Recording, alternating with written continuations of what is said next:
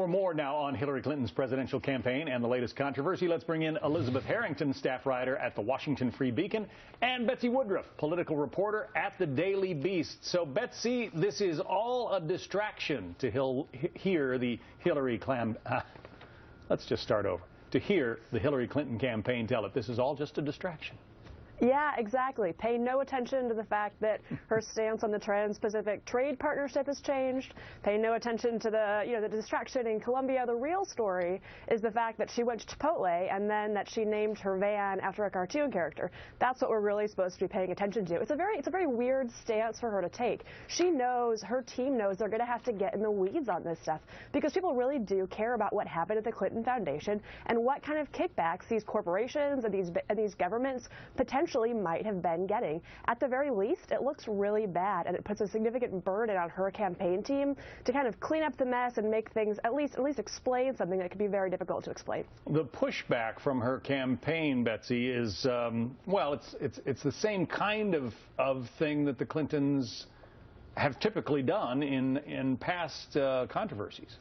Yeah, exactly. Anytime the Clintons get criticized, the first thing they do is try to kill the messenger. And look, this book could have been written by Daffy Duck.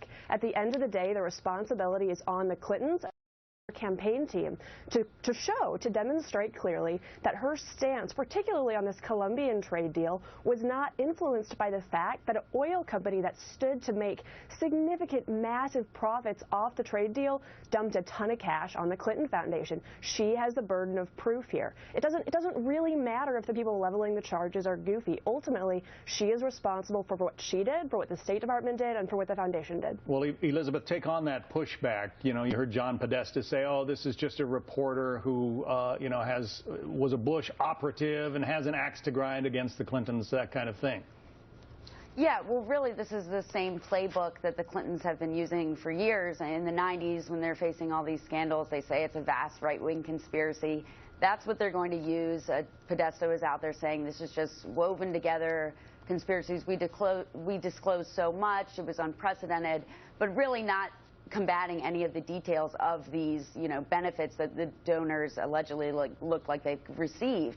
And that's really the problem that she's going to have. I mean, she's out there in New Hampshire saying that she's this everyday American, and the fact is she's just not an everyday American. She's a person of power who, once again, is in a scandal that she used her power for personal gain. Yeah, kind of interesting, Betsy. She is taking on CEO pay. That seems to be one of the issues that she wants to campaign against, like high pay is a bad thing.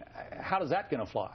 Look, that could get her in a lot of trouble because she made upwards of $300,000 for giving speeches to these kinds of folks, to CEOs like this. And, Mark Tapscott of the Washington Examiner pointed out that if you parse that payout per hour, she's making just as much as these CEOs. The reality is Hillary Clinton has much more in common with the people making 300 times their employees than she does with the minimum wage employees and with the secretaries and with the, so-called Americans of New Hampshire. Anytime she decides to go after the rich and powerful, she's going to have to be very, very careful because she's really nothing if not also a rich and powerful person. Elizabeth, I mean, could this have been avoided? Was there a way for the Clinton Foundation to accept donations without maybe compromising the integrity of the sitting Secretary of State?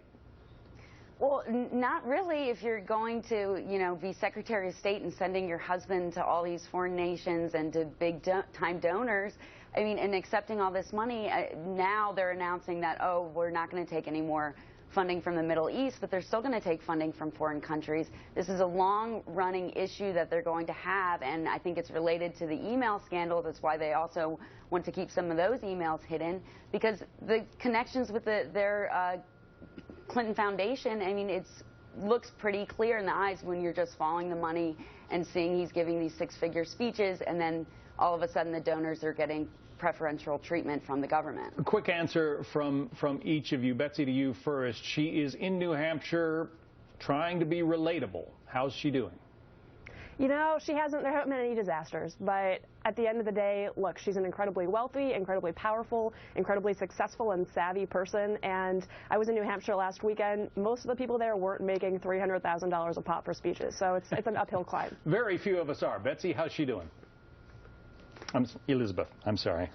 No, I think that's one of the other problems with her campaign, making her relatable and also her rationale for running. You saw Marianne Pollard Young, who famously asked her in 2008, how do you do it? And it brought Hillary nearly to tears and really turned her campaign around in New Hampshire. Now that same voter, a Hillary supporter back in 2008, is questioning, why is she doing this again? Why is she running? What is she trying to prove?